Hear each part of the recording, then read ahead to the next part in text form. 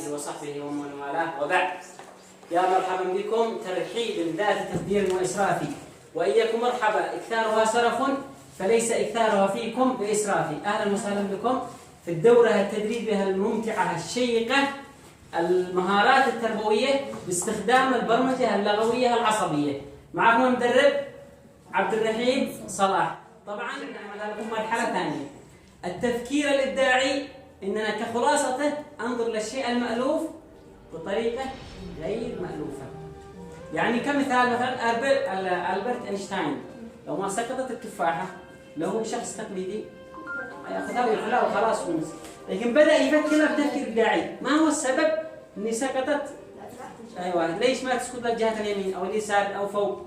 فبدأت تتولد عندها الأفكار.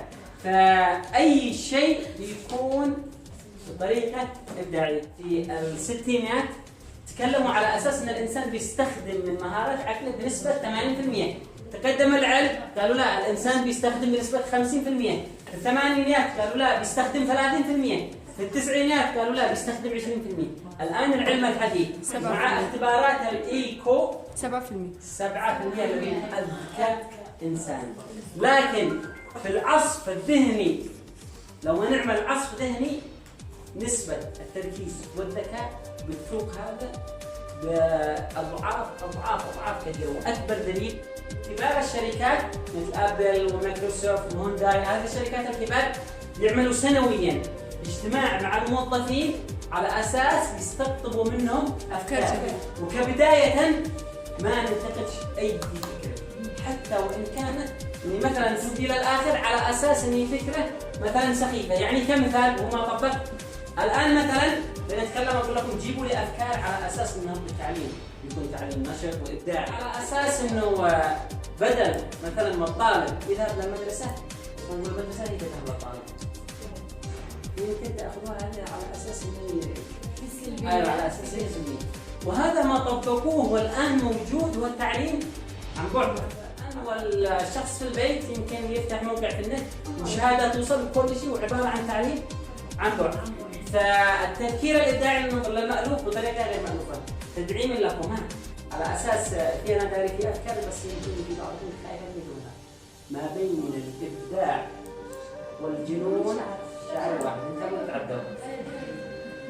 فتلاحظوا أن أكثر نسبة إبداع بتكون عند الأطفال. طبعا الطفل نسبة الإبداع عنده بتكون نسبة 90%. مجرد ما يدخل المدرسة تبدأ تنزل إلى مستوى 10%. ما هو السبب؟ إن المدرسة تبدأ تقيم على منهج معين، على طريقة معينة، على يعني يمشيهم الطالب. لكن أنا لو ما مثلا أتيح لكم المجال، حتى مثلا يمكن أقول لكم مثلا اليوم تحبوا طريقة الدرس كيف تكون، وهذا ما حدث مع موجه دخل على أساس نتكلم يشد المشهد، فطالب أحرجها ما منتظر، يعني قال يا أستاذ اللغة العربية صعب ولا بالفتح في المرحلة الأولى. طبعا في اليابان من صف أول لا صف سادس معهم مادة يدرسوا اسمها الأخلاقيات، لأنه بناء الإنسان يبدأ ببناء الأفكار. إذا كررت نفس التجربة سنصل إلى نفس النتائج. الآن مثلا لو ما نتصل على شخص قلت علينا شخص غلطان، لو أكرر نفس الرقم نفس الشخص. فأنا لو ما أجرب طريقة والطريقة هذه لاحظت أن فيها مشاكل، أنا أغير من طريقتي. لذلك يقال على أساس أنه الإنسان لو ما يواجه صعوبات في الوصول إلى نجاحه ما يغير مبادئه، يغير من أساليبه وطريقته، لأن الشجرة تغير من أوراقها وما تغيرش من جذورها. بعض الإنسان خلاص يبدأ يتخلى عن نجاحه وأهدافه الرئيسية. أنا أبدأ أغير عن طريقة في إيصال المعلومات، في فهم الآخرين، وأبدأ أتبرمج إنه أي شيء سلبي أنا أنظر بنظرة إيجابية أو فوق. فبدأت تتولد عندها الأفكار. فأي شيء يكون بطريقة إبداعية. سريع على السبق، معنا تمارين، معنا أنشطة. هذا التدريب غير التعليم.